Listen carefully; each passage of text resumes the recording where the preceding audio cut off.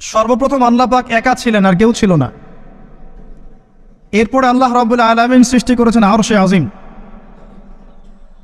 আরশে আজিম সৃষ্টি করার পর আল্লাহ পাক সৃষ্টি করেছেন কলম। কলমকে আল্লাহ পাক তাকদীর লিখতে বলেছেন, কলম লিখে ফেলেছে। শেষ দিন পর্যন্ত কি হবে লেখা আছে। এরপরে আল্লাহ পাক 6 দিনে মহাবিশ্ব সৃষ্টি করেছেন। মহাবিশ্ব সৃষ্টি করার পর সুদীর্ঘকাল পর্যন্ত আল্লাহ পাক মানুষকে সৃষ্টি করেননি। অনেক পরে আল্লাহ রাব্বুল আলামিন মানুষকে সৃষ্টি করেছেন। প্রথম মানব আদম আলাইহিস সালাম কি জন্য সৃষ্টি করেছেন? দুনিয়াতে খলিফা হিসেবে। খলিফাকে যে আল্লাহ পাকের বিধান অনুযায়ী বিচার ফয়সালা করে, খলিফা করে পাঠিয়েছে। সূরা বাকারা পড়েন। খলিফাকে, খলিফা আরেকজনকে বলা হয়েছে দাউদ আলাইহিস সালাম। তার ব্যাপারে সূরা সাদের মধ্যে বলা হয়েছে, ইয়া দাউদ ইন্না জাআলনাকা খলিফাতান ফিল আরদ ফাহকুম বাইনান নাসি বিল হক। হে দাউদ, আমি তোমাকে খলিফা করেছি পৃথিবীতে, মানুষের মাঝে হকের মানদণ্ডে বিচার ফয়সালা করো, এটাই তোমার কাজ। ওয়ালা তাত্তাবিল হাওয়া, প্রবৃত্তির অনুসরণ করো না। যদি করো এটা তোমাকে আল্লাহর পথ থেকে দূরে সরিয়ে দিবে। নিশ্চয়ই যারা নিজেদের প্রবৃত্তির অনুসরণ করেছে তাদেরকে আল্লাহ পাক সরল পথ থেকে বিচ্যুত করে দিয়েছেন এবং তাদের জন্য কিয়ামতের মাঠে ভয়ঙ্কর শাস্তি অপেক্ষা করছে। দাউদ আলাইহিস সালামকেও আল্লাহ পাক খলিফা বলেছেন। খলিফার ফাংশন হচ্ছে আল্লাহ পাকের ওহী, এই হক এর মানদণ্ডে মানুষের মাঝখানে বিচার ফয়সালা করবে। যে ব্যক্তি এটা করবে সে ব্যক্তি আল্লাহর খলিফা এবং সে আরশের ছায়া ছায়া পাবে ইনশাআল্লাহ। যে করবে না সে আল্লাহর খলিফা নয়, বরং সে শয়তানের খলিফা। পরীক্ষার জন্য আল্লাহ রাব্বুল আলামিন আরেকটা ক্যারেক্টারকে রেখেছেন, তার নাম ইবলিস। আদম আলাইহিস সালামকে সৃষ্টি করার পরে আল্লাহ পাক প্রথমে জ্ঞান শিক্ষা দিয়েছেন। ওয়া আল্লামা আদম আল আসমাআ কুল্লাহা, সমস্ত নাম আমি আদমকে শিক্ষা দিয়েছিলাম। আদম আলাইহিস সালাম এই মহাবিশ্বের সবচেয়ে জ্ঞানী মানুষ। এই জ্ঞানী মানুষকে জ্ঞানের কারণে সম্মানিত করা হয়েছে, ফেরেশতাদের সামনে উপস্থাপন করা হয়েছে, বলা হয়েছে সিজদা করতে। ফাসাজাদু, সবাই সিজদা করেছে ইল্লা ইবলিস, ইবলিস করে নাই। কেন করেনি? আবা ওয়াস্তাকবার। খলাকতানি মিন নার ওয়া খলাকতাহু মিন তিন, আমাকে সৃষ্টি করেছেন আগুন দিয়ে, তাকে মাটি দিয়ে। এই অহংকার ইবলিসকে সিজদা করতে নিষেধ করেছে। এখানে আমাদের জন্য শিক্ষা আছে যে আমরাও যদি অহংকারী হই, আমাদের জ্ঞান যদি আমাদেরকে অহংকারী বানায়, তাহলে সেটা জ্ঞান নয়। আমার দারুল উলুম থেকে সার্টিফিকেট থাকতে পারে, হৃদয়ের মধ্যে অহংকার থাকলে আমি জান্নাতে যেতে পারবো না, ফুল স্টপ। আর অহংকার কি? মানুষকে তুচ্ছ করা এবং সত্যকে প্রত্যাখ্যান করা। কারো জুতা সুন্দর হোক, গেট আপ সুন্দর হোক, এগুলো অহংকারের নিদর্শন নয়। অন্যকে তুচ্ছ তাচ্ছিল্য করা এবং আল্লাহর হকটাকে অস্বীকার করা, এটা হচ্ছে অহংকারের নিদর্শন। আবা ওয়াস্তাকবার, ইবলিস জ্ঞানী ছিল, আবেদও ছিল। একটা হুকুম লঙ্ঘন করেছে, আল্লাহর সাথে উল্টা কিয়াস করেছে। আমাকে সৃষ্টি করেছেন আগুন দিয়ে, তাকে মাটি দিয়ে, আপনি আমাকে সিজদা করতে বলছেন মানে আপনি ভুল করছেন। নাউযুবিল্লাহ। সে আল্লাহকে শেখাতে গিয়েছিল, আল্লাহ পাক তাকে মালউন করে দিয়েছেন, চিরস্থায়ী অভিশপ্ত জাহান্নামে, এবং ঘোষণা করে দিয়েছেন আল্লাহ সুবহানাহু ওয়া তাআলা, যে ইবলিসকে ফলো করবে, যে বা যারা ইবলিস এবং তার অনুসারীদেরকে ফলো করবে, তারা সবাই জাহান্নামে যাবে।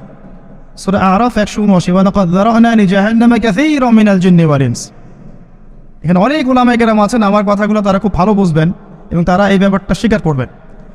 সহিহ বুখারীতে 4 বার একটা হাদিস এসেছে, আদম আলাইহিস সালামকে ডেকে বলা হবে তোমার সন্তানদের মধ্য থেকে জাহান্নামীদেরকে আলাদা করে দাও।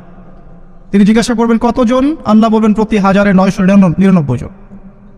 প্রতি 1999 জন। ইভেন আমাদের নবী মুহাম্মদ সাল্লাল্লাহু আলাইহি ওয়াসাল্লাম বলেছেন যে ইন্না বানি ইসরাঈলা তাফাররাকাত আলা 72 মিল্লাহ ওয়া তাফতারিকু উম্মতি আলা 73 মিল্লাহ কুল্লুহুম ফিন নার ইল্লা মিল্লাতান ওয়াহিদা। বানি ইসরাঈল 72 দলে বিভক্ত ছিল, এই উম্মাহ 73 দলে বিভক্ত হবে। সবাই জাহান্নামে যাচ্ছে একটা দল বাদ দিয়ে। মা আনা আলাইহি ওয়া আসহাবি, আমি যার উপরে আছি, আমার সাহাবীরা যার উপরে আছে। আর ইসলামকে নিয়ে যারা বিভক্তি সৃষ্টি করেছে তারা সবাই এটাই দলিল পেশ করছে যে আমি এবং আমার সাহাবীরা যার উপরে আছে। যাই হোক, বুঝলাম ম্যাক্সিমাম মানুষ জাহান্নামে যাবে, তবে জান্নাতীদের মধ্যে এই উম্মতের সংখ্যা বেশি হবে। সুবহানাল্লাহ, এটা সুসংবাদ। আল্লাহ পাক সূরা নিসার মধ্যে বলেছেন ইন্নাল্লাহা লা ইয়াগফিরু আন ইউশরাকা বিহি ওয়া ইয়াগফিরু মা দুনা যালিকা লিমান ইয়াশা। আয়াতটা খুব ভালো করে বোঝেন। আল্লাহ পাক বলেছেন নিশ্চয় আল্লাহ পাক শিরকের গুনাহ ছাড়া বাকি সমস্ত গুনাহ যাকে ইচ্ছা ক্ষমা করতে পারেন। আল্লাহ পাক শিরকের গুনাহ ছাড়া যে কোনো গুনাহ যাকে ইচ্ছা মাফ করতে পারেন। মেরাজের রাতেও আল্লাহ পাক ওয়াদা দিয়েছেন, তোমার উম্মতের মধ্যে কেউ যদি শিরক না করে মারা যায়, সে অন্য যে কোনো বড় অপরাধ করুক না কেন আমি তা ক্ষমা করতে পারি। তারপরেও কেন 1999 জন মানুষ জাহান্নামে যাবে? উত্তরটা খুব সহজ, উত্তরটা খুবই সহজ। এটার জন্য আপনাকে পিএইচডি করতে হবে না। তাদের আমল নামে একটা পাপ থাকবে, তার নাম শিরক। তার মানে এমন একটা সময়ে যদি আমরা বাস করি, ধরে নেন আমরা এমন একটা সময় যদি বাস করি যে সময়ের প্রতিটা ডিপার্টমেন্টের শিরক আছে, ওয়ার্ল্ড অ্যাফেয়ার্স হোক, পলিটিক্স হোক, ইকোনমিক্স হোক, এডুকেশন হোক, বা সোশ্যালিজম হোক, বা কালচার, প্রতিটা সেক্টরে যদি শিরক থাকে, আর আমরা যদি সেই সময়ে বাস করি, বুঝতে হবে আমরা ক্ষতির মধ্যে আছি। কথা কি বোঝা যায়? শিরক না থাকলে আল্লাহ পাক যে কোনো গুনাহ মাফ করতে পারেন, আল্লাহ ওয়াদা দিয়েছেন। তারপরেও ম্যাক্সিমাম মানুষ জাহান্নামে যাচ্ছে, তার মানে আমল নামে একটা পাপ থাকবে, তার নাম শিরক। আর আপনি যদি এমন যুগে বাস করেন যে যুগের প্রতিটা ডিপার্টমেন্টে শিরক আছে, তাহলে আপনি একটা গ্রেট ডেঞ্জারের মধ্যে আছেন। আপনি আমি একটা ভয়ঙ্কর কঠিন সময় পার করছি। এখন আপনার দু চোখ দিয়ে দেখা দরকার খিদর আলাইহিস সালামের মতো, যেটা মুসা আলাইহিস সালাম বুঝতে পারছেন না, কেন নৌকা ফুটা করা হচ্ছে, কেন বাচ্চাটাকে হত্যা করা হচ্ছে, আর কেন দেয়াল নির্মাণ করা হচ্ছে। কিন্তু খিদর আলাইহিস সালাম আল্লাহর নূর দিয়ে দেখছেন, তিনি বুঝতে পারছেন। যদি খিদর আলাইহিস সালামের মতো আপনি দূরদর্শী সম্পন্ন হতে পারেন, বা আমি হতে পারি, তাহলে আমরা ধরতে পারবো যে হ্যাঁ, এখনকার প্রতিটা ডিপার্টমেন্টের মধ্যে শিরক আছে, আর আমরা সেই যুগে বাস করছি।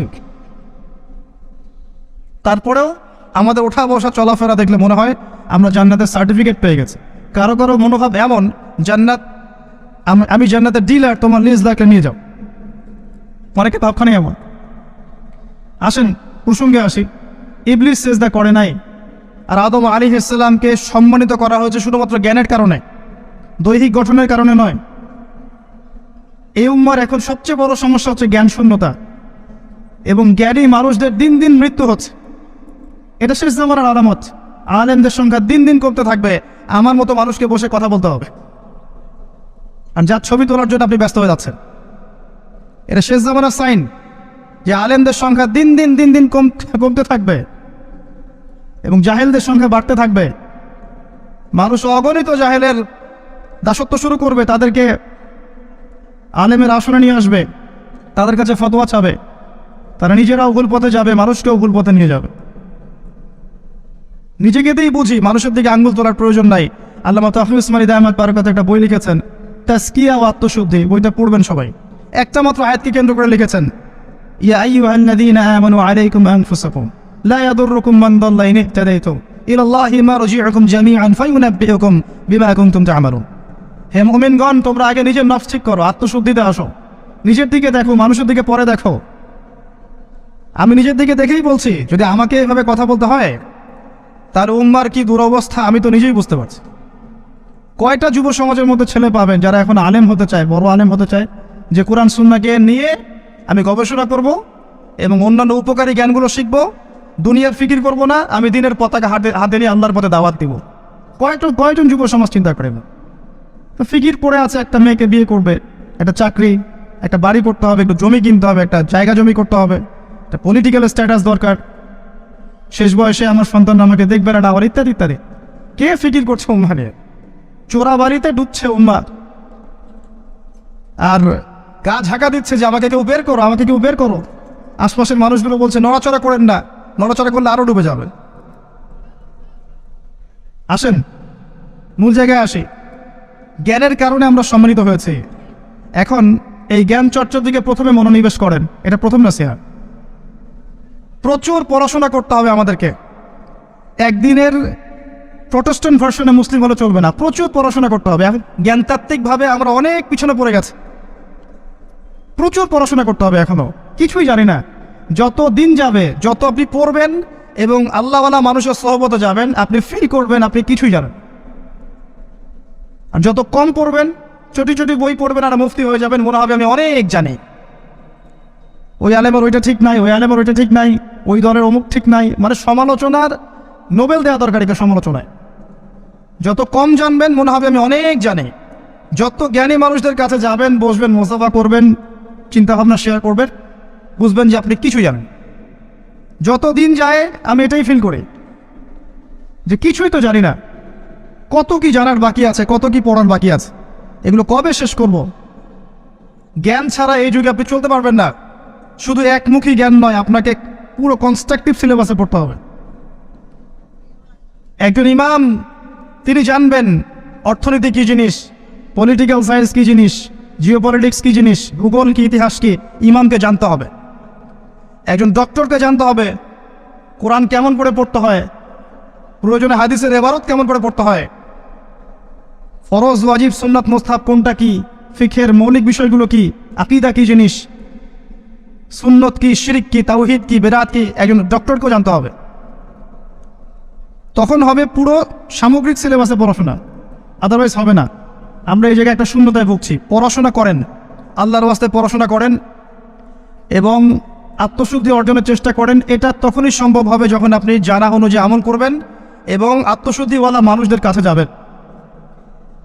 এই চেয়ারে যারা বসে ওয়াজ করে চলে গেছেন, এখানে বসার যোগ্যতাও আমার নাই। উমর রাদিয়াল্লাহু আনহু যখন খেলাফতের দায়িত্ব পেয়েছেন, সিঁড়ি আছে মেম্বরে, তিনি প্রথমে উপরের সিঁড়িতে উঠে গিয়েছেন। কিছুক্ষণ পর হঠাৎ তার কি জানি মনে হলো, তিনি আস্তাগফিরুল্লাহ পরে আস্তে আস্তে নিচের সিঁড়িতে নেমে আসলেন। নেমে এসে শেষের সিঁড়িতে এসে বসেছেন। বসে বলছেন যে প্রথম উপরের সিঁড়িতে দাঁড়িয়েছিল রাসূলুল্লাহ সাল্লাল্লাহু আলাইহি ওয়াসাল্লাম, নিচেরটাতে দাঁড়িয়েছিল আবু বকর সিদ্দিক রাদিয়াল্লাহু আনহু। আমি এখানে বসার জন্য নিজেকে যোগ্য মনে করলাম না, তাই আমি শেষের সিঁড়িতে এসে বসছি। যত আল্লাহওয়ালা মানুষের সোহবতে যাবেন আপনি আত্মশুদ্ধি পাবেন। তাদের সোহবতে যান যাদের ভিতর অহংকার নাই, তাদের সোহবতে যায়েন না যাদের ভিতর জ্ঞানের অহংকার আছে। সৎস্বর্গে আপনি স্বর্গবাস পাবেন, যদিও স্বর্গ শব্দের সাথে আমরা একমত নই, এটা হবে জান্নাত। এখন আমি অনেক বইপত্র দেখছি, স্কুল কলেজের বইপত্র, যেখানে এইসব শব্দ দিয়ে মানুষকে একটা অন্য সংস্কৃতির দিকে নিয়ে যাওয়া হচ্ছে। আবু বকর সিদ্দিক রাদিয়াল্লাহু আনহুর একটা ভাষণ ছিল, যখন রাসূল সাল্লাল্লাহু আলাইহি ওয়াসাল্লামের ওফাত হয়ে যায় তখন এই ভাষণটা তিনি দিয়েছেন যে তোমাদের মধ্যে যারা মুহাম্মদ সাল্লাল্লাহু আলাইহি ওয়াসাল্লামের ইবাদত করতো তারা জেনে রাখুক যে মুহাম্মদ সাল্লাল্লাহু আলাইহি ওয়াসাল্লাম ইন্তেকাল করেছেন, আর যারা আল্লাহর ইবাদত করে তারা জেনে রাখুক তিনি হচ্ছেন হাইয়ুন লা ইয়ামুত। এটা তিনি বলেছিলেন। এটাকে এখন অনেক বইয়ের মধ্যে আনা হয়েছে যে তোমরা জেনে রাখো যারা মুহাম্মদ সাল্লাল্লাহু আলাইহি ওয়াসাল্লামের পূজা করতো তারা জেনে রাখুক তিনি মারা গেছেন বা মৃত্যুবরণ করেছেন। ইবাদতের জায়গায় পূজা শব্দ কেন নিয়ে আসা হলো? আর যারা আল্লাহর পূজা করে তারা জেনে রাখুক যে আল্লাহ অমর। এইসব শব্দের কি দরকার আছে?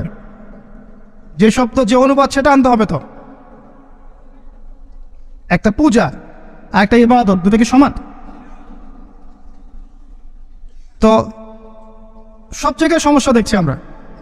আমি যে কথাটা বলতে চাচ্ছি যে ইলম অর্জনের সাথে আমল সালেহ দরকার, এবং যে আলেম ওলামায়, যে ওলামায়ে কেরাম নিরহংকার, যাদের মধ্যে অহংকারের বালাই রেশ মাত্র নাই, আত্মশুদ্ধিতে পরিপূর্ণ, আল্লাহ নূরে পরিপূর্ণ, এইসব ওলামায়ে কেরামের কাছে যান, তাদের সাথে সোহবতে সময় কাটান, আপনার চিন্তাভাবনা শেয়ার করেন, তারা আপনার ভিতরের ভুলটা ধরিয়ে দেবেন ইনশাআল্লাহ, এবং ত্রুটিটাকে সংশোধন করে আপনাকে আল্লাহর রাস্তায় নিয়ে বের হবে ইনশাআল্লাহ।